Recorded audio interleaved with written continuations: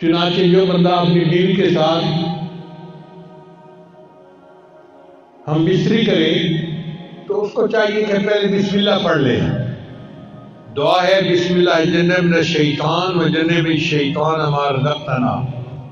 حدیث پاک میں آتا ہے کہ اگر اس نے یہ دعا پہلے پڑھ لی اور پھر بیوی کو ہاتھ لگایا تو اب اگر حمل ٹھہر گیا تو اس حمل میں شیطان کا کوئی حصہ نہیں ہوگا، لہذا وہ بچہ فطری طور پہ نیک ہوگا، بچپن سے نیک ہوگا. اب کتنے شادی شدہ لوگ ہیں جن کو اس دعا کا پتہ ہی نہیں ہے، کبھی پڑھی نہیں ہے.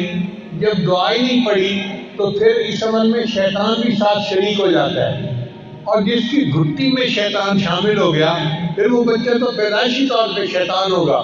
پھر آپ کیوں کہتے ہیں کہ بچے نافرمان ہیں، بچے بات نہیں سنتے، بچے بات نہیں مانتے؟ ہم نے بھی تو اپنے رب کی بات نہیں مانی جس کے نتیجے میں آج بچے ہماری بات نہیں مانتے.